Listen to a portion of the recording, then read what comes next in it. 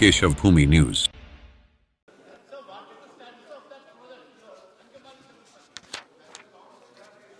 Question number 242, Sri Dr. Hemant Vishnu Saura. Question number 242 sir. माननीय अध्यक्ष जी, सदन के पटल पर उत्तर रखा गया है। माननीय सदस्य, मैं प्रधानमंत्री श्री नरेंद्र मोदी जी और रेलवे मंत्री अश्विनी वैष्णव जी का बहुत बहुत आभार व्यक्त करता हूं कि पालघर में बहुत अच्छे रेलवे से काम हो रहे हैं। वैसे ही मेगा टर्मिनल विकसित हो रहा है, पालघर अमृत भारत स्टेशन विकसित हो रहा है, बुलेट ट्रेन भी जा रही है। पालघर में 104 स्टॉपेज दिए हैं अभी तक और 99 बोईसर में दिए गए हैं। DFCC भी स्टार्ट हो गए, उसकी वजह से काफ़ी सारी ट्रैफिक कंजेशन भी कम हुआ है। काफ़ी लंबे समय से कुछ मांगे और रही हैं सर, जैसे बांद्रा रामनगर एक्सप्रेस बोईसर के लिए और खानदेश के लिए Dadar Bhusawal Khandesh express, Dadar Bhusawal special express, जो कि पालघर में ठहरा हुआ है, जो रात को 2 बजे ठहरा हुआ है, लेकिन डहाणू के लिए उसके लिए स्पेशल ठहराव चाहिए क्योंकि रात को 2 बजे लोकल नहीं मिल पाती। और काफ़ी सारे जो ट्रेन जो बांद्रा या मुंबई सेंट्रल से छूटती है वो बोरीवली से डायरेक्ट वापी स्टॉप जाती है। बीच में जो पालघर डिस्ट्रिक्ट आता है उसमें कोई भी ठहराव नहीं आता। मेरी मांग है कि सभी ट्रेनों को पालघर में स्टॉपेज दिया जाए सर। माननीय अध्यक्ष जी, पालघर में प्रैक्टिकली एक नया शहर बस रहा है। वाडवन पोर्ट जिस तरह से विश्व के सबसे बड़े पोर्ट्स में से एक बनेगा, उस पोर्ट के कारण वाडवन में माननीय सांसद जी ने भी कई बार इस विषय को मिलके रेज किया है और एक तरीके से वहाँ पे वाडवन से रिलेटेड डहाणू और पालघर के डेवलपमेंट का कंप्लीट एक मास्टर प्लान बन रहा है। साथ ही साथ मुंबई के भी कैपेसिटी बढ़ाने के लिए बहुत सारे प्रोजेक्ट हाथ में लिए हैं।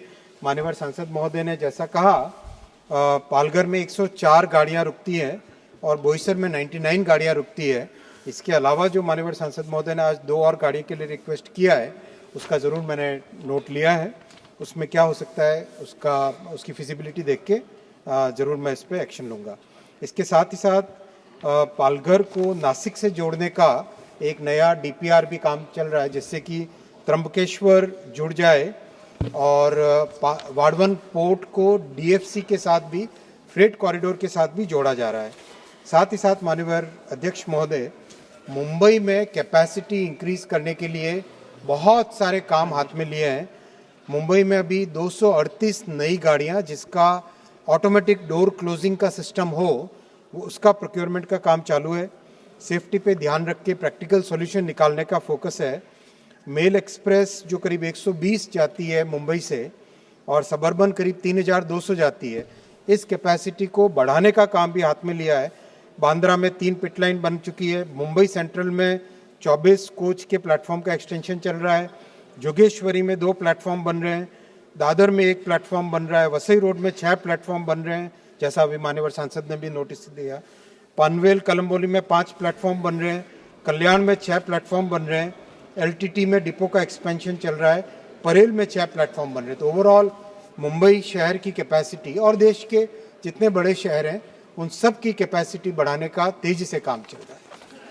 माननीय मंत्री महोदय, जब भी आपके प्रश्न आते हैं अधिकतम माननीय सदस्य सप्लीमेंट्री पूछना चाहते हैं, तो ये रेल डिपार्टमेंट महत्वपूर्ण है, इसलिए सब शॉर्ट में पूछे तो शॉर्ट में जवाब दे दो, नहीं तो इतनी बड़ी लिस्ट को फिर क्लियर नहीं होगी।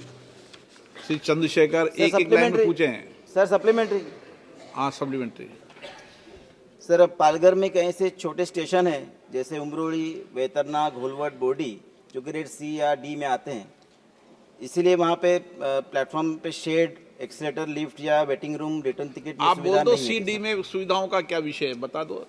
वो सुविधा निर्माण की जाए। माननीय अध्यक्ष जी, जितने स्टेशन अभी अमृत भारत में लिए गए हैं उन पे काम तेजी से चल रहा है और जिन स्टेशन बाकी दूसरे स्टेशन की माननीय सांसद जी ने कहा है उसके बारे में मैं फील्ड विजिट एक बार टीम से करवा के, सांसद जी भी साथ में जाए या उनका रिप्रेजेंटेटिव साथ में जाए, तो जो प्रॉब्लम होगी उसको सॉल्व कर सकते हैं। अगर अभी तक आपने हमारे चैनल को सब्सक्राइब नहीं किया है तो अभी सब्सक्राइब करें और बेल आइकन को क्लिक करके हमारी लेटेस्ट खबरों से रहें अपडेट।